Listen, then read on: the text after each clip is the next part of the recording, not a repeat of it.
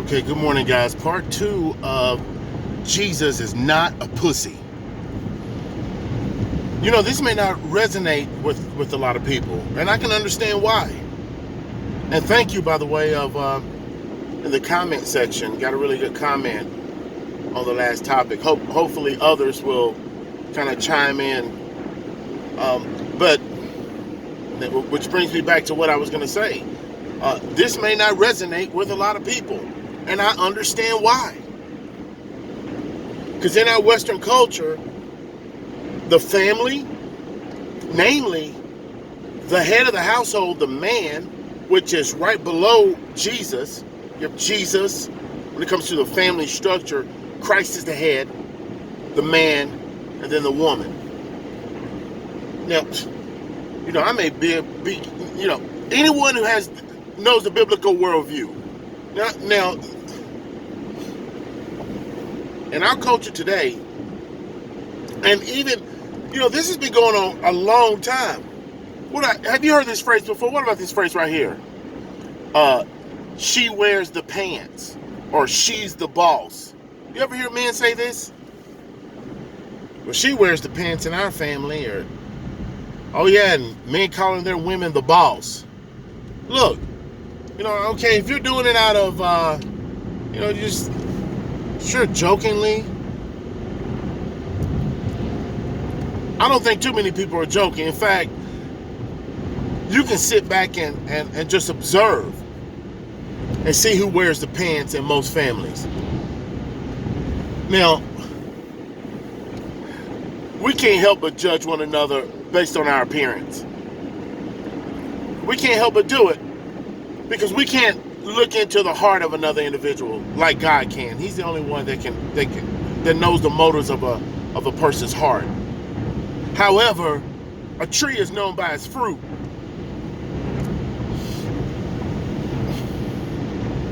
If you sit back and you look at some family units, you can see who's actually wearing the pants. I'm kind of taking this topic around because it just branches off. It branches off like, Jesus is not effeminate as he's depicted in our culture and abroad. Jesus is not a homo, man. The King of Kings and Lord of Lords is and was the man of all men. Now he's a life-giving spirit that we can behold. Well, let me say it like this. We can behold God now in the face of Christ. Where before you can't look upon God. He's nothing but pure light, man. The glory is immense. But now we can look upon God in the face of Jesus Christ. Now, think about how, this is over the top.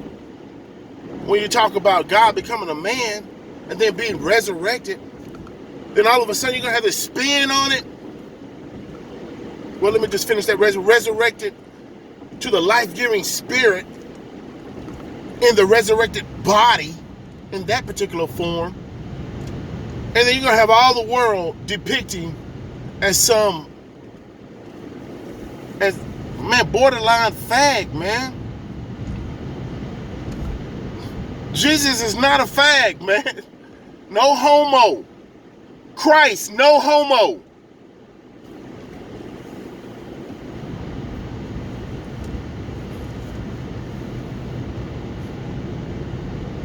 It's ridiculous.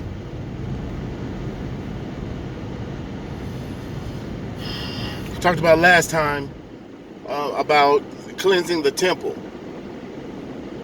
Think about somebody coming in the church with a whip and start whipping everybody out of the church for making money. Now, you know how people feel about their money.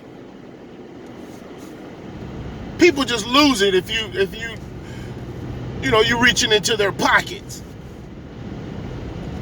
Because money is a lot of people's God. Jesus was turning tables over with these people's money and shutting down shop. Now, Jesus was effeminate. And mind you, he did this multiple times. Every time he went into the temple, he was cleansing it. If Jesus was this punctified weak boy, how do you think he can do that?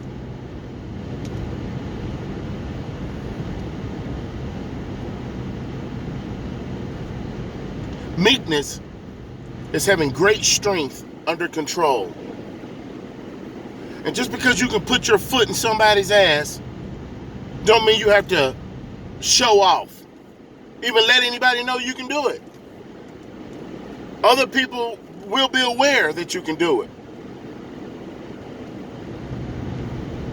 My point is, don't be bamboozled into thinking that just because you're following Christ, you have to put on this, it's almost like being a coward. And many of these churchianity people do operate and masquerade as cowards.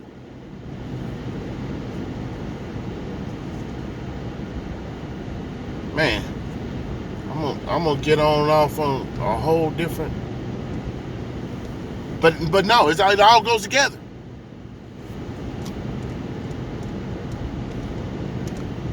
You know the whole BLM movement. If you research the BL movement, you're gonna find that movement is all about tearing down the family unit.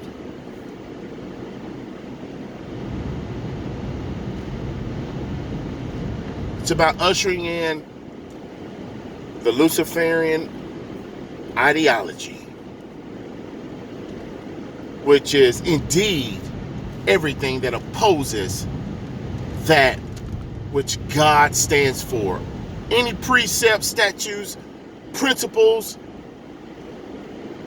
under the umbrella of God's sovereign, moral, good nature is being attacked.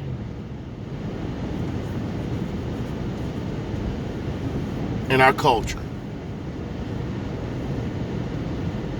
I'll talk more about this next time, guys. Have a great day.